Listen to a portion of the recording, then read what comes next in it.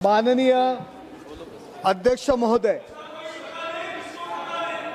आज ऐतिहासिक सदन में नारी शक्ति वंदन विधेयक पर चर्चा के लिए खड़ा होना मेरे लिए केवल एक संसदीय कर्तव्य नहीं बल्कि एक परम गौरव का क्षण है।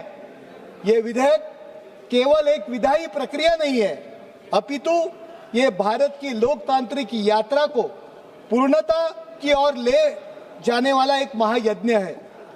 मैं इस नारी शक्ति वंदन अधिनियम के पक्ष में अपनी पार्टी शिवसेना और हमारे नेता महाराष्ट्र के यशस्वी उप मुख्यमंत्री श्री एकनाथ जी शिंदे उनकी ओर से पूर्ण और विशेष समर्थन दर्ज कराने के लिए यह खड़ा हूं। इस पावन अवसर पर मुझे यह पंक्तियां स्मरण हो रही है।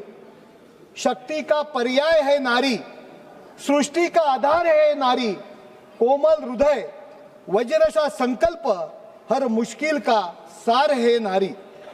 आज का दिन भारत के संसदीय इतिहास में स्वर्ण अक्षरों में लिखा जाएगा, क्योंकि आज हम उस आधी आबादी को उसका पूरा अधिकार देने जा रहे हैं जिसे दशकों तक केवल वोट बैंक समझा गया।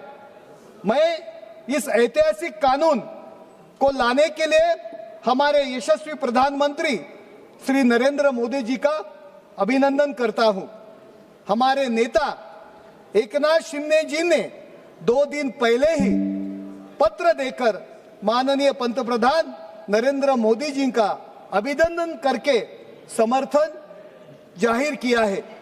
उन्होंने कहा है, शिवसेना एनडीए के एक प्रतिबद्ध घटक दल के रूप में इस सुधार को अपना पूर्ण एवं अटूट समर्थन प्रदान करता हूं। राष्ट्र निर्माण के आपके निरंतर प्रयासों के लिए एक बार पुनः हृदय से अभिनंदन। अध्यक्ष महोदय, भारत का इतिहास गवाह है कि यह स्त्री केवल सृजन की जननी ही नहीं बल्कि राष्ट्र निर्माण की मुख्य शिल्पी रही है। हम उस संस्कृति के उत्तराधिकारी है जहां ज्ञान की अधिष्ठात्री सरस्वती है और शौर्य की प्रतीक मां दुर्गा है। गार्गी और मैत्रेयी की विद्वत्ता से लेकर अहिल्याबाई होलकर के न्यायपूर्ण शासन तक, राजमाता जिजाऊ के संस्कारों से लेकर झांसी की रानी लक्ष्मीबाई की पराक्रम तक और सावित्रीबाई फुले द्वारा जलाई गई ज्ञान की ज्योति तक, भारत की नारी ने हर कालखंड में स्वयं को सिद्ध किया है। आधुनिक युग में भी टेसी थॉमस जैसी वैज्ञानिकों, लता मंगेशकर, आशा भोसले जैसी कला साधिकाओं और मेरी कॉम और पीवी सिंधु जैसे खिलाड़ियों ने विश्व पटल पर भारत का मस्तक ऊंचा किया है। अध्यक्ष महोदय, जब इस सदन और विधानसभाओं में 33% आरक्षण का विधान होगा तब केवल संख्या नहीं बदलेगा बल्कि देश की नीति और नियति में भी एक मानवीय दृष्टिकोण जुड़ जाएगा। हम देखते हैं कि गांव की एक साधारण सी ग्राम सेविका या सरपंच जो विकास की बागडोर संभालती है तो पूरे गांव का स्वरूप बदल जाता है। आज देश के सर्वोच्च पद पर महामहिम राष्ट्रपति श्री द्रौपदी मुर्मू जी की उपस्थिति इस बात का जीवंत प्रमाण है कि यदि अवसर मिले तो भारत की बेटियां शून्य से शिखर तक का सफर तय कर सकती है। इसी सामर्थ्य को ये समर्पित ये पंक्तियां, कभी बनी हो ममता की मूरत आंचल में खुशियां भरती है, कभी बनी हो रणचंडी अन्याय से कभी न डरती है। इसी महान गौरवशाली परंपरा को आगे बढ़ाते हुए आज हमारे नेता आदरणीय एकनाथ शिंदे जी ने महिलाओं को सही मायनों में सशक्त और समृद्ध बनाने के लिए दिन रात एक तक कर दिया। हमारी सरकार केवल खोखले वादे नहीं करती बल्कि धरातल पर काम करती है। मुख्यमंत्री माझी लाडकी बहन योजना के माध्यम से हमारी सरकार ने 1.5 करोड़ से अधिक माताओं और बहनों को सीधे आर्थिक सहायता प्रदान की है। इसका परिणाम क्या हुआ ये पूरा देश ने देखा। जब जनता ने देखा कि उनका लड़का बहू उनके लिए पूरे ईमानदारी से काम कर रहा था तो हमारी माता बहनों ने हमें आशीर्वाद और स्नेह के रूप में रिकॉर्ड वोट देकर 2/3 बहुमत से सत्ता में बिठा दिया। और इन लोगों पे जो अभी टीका कर रहे थे, टीका टिप्पणी कर रहे थे हम पे, मुख्यमंत्री लाड़की बहन योजना पे माननीय अरविंद सावंत, इनको उनका पूरा पार्टी नीचे गिरा डाला। मुझे अरविंद सावंत जी को कहना है, अगर आप में हिम्मत है तो मुख्यमंत्री लाड़की बहन योजना को आप ड्रामा कहते हैं तो विरोध है, ये योजना बंद करना चाहिए, ऐसा ऐलान यह सभागृह में करे। माननीय पंतप्रधान नरेंद्र मोदी जी के नेतृत्व में केंद्र सरकार ने महिला सक्षमीकरण को केवल एक नारा नहीं बल्कि एक ध्येय बनाया है। जननी सुरक्षा और प्रधानमंत्री मातृ वंदन योजना से मातृ मृत्यु दर में भी भारी कमी आ रही है। वन स्टॉप सेंटर 181 हेल्पलाइन से उन्हें सुरक्षा का कवच मिला है। तो किरण जैसी योजनाएं ने महिला वैज्ञानिकों को अनुसंधान में नई उड़ान मिली है। चूल्हे की उस आग से लेकर सरहद की हुंकार तक, कलम की कोमल स्याही से विज्ञान के चमत्कार तक, हर क्षेत्र में परचम उसका स्वाभिमान से लहराता है। जिस राह पर बढ़ जाए वो इतिहास नया बन जाता है।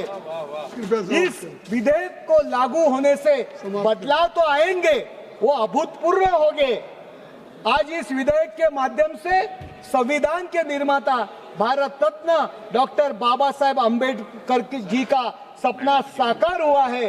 बाबा साहब ने संविधान के अनुच्छेद 14 और 15 में महिलाओं को जो समानता देने का लक्ष्य रखा था, आज वो धरातल पर उतर रहा है।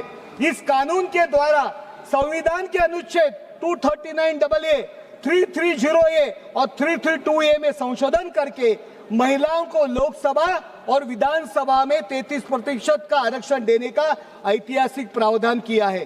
कांग्रेस ने कि देश की सबसे पाखंडी और महिला विरोधी पार्टी है। 1996 में 5 मिनट जब पहली बार महिला आरक्षण का विधेयक संसद में आया, तब कर्नाटक के पूर्व मुख्यमंत्री और तब के प्रधानमंत्री HD देवेगौड़ा जी के नेतृत्व था। जानते हैं उस सरकार का क्या हुआ? इसी सत्ता की भूखी कांग्रेस पार्टी ने उस सरकार को गिराने का पाप किया था ताकि महिलाओं का आरक्षण न मिल सके। ऐसे बहुत से उदाहरण है। 1985 का शाहबानो केस तो कांग्रेस के तुष्टीकरण और महिला विरोधी चरित्र का सबसे बड़ा प्रमाण है। एक 73 साल की बुजुर्ग मुस्लिम महिला जो अपने पति से गुजारा भत्ता मांग रही थी, सुप्रीम कोर्ट ने उसके पक्ष में ऐतिहासिक फैसला दिया, लेकिन राजीव गांधी के सरकार ने कट्टरपंथियों के दबाव में आकर 1986 में कानून बदलकर उस सुप्रीम कोर्ट के फैसले को पलट दिया और एक असहाय महिला को उसके हाल पर छोड़ दिया। कांग्रेस ने 60 सालों तक उस सामाजिक समानता को रोका। आज मोदी सरकार ने उस सामाजिक और राजनीतिक समानता के अधूरे काम पूरा कर रही है।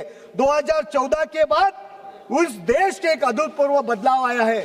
शेवटी मला एवढंच सांगायचं आहे की नारी शक्तीचा सन्मान करणं ही केवळ आपली नैतिक जबाबदारी नाही, तर एक विकसित राष्ट्राचा अनिवार्य लक्षण आहे।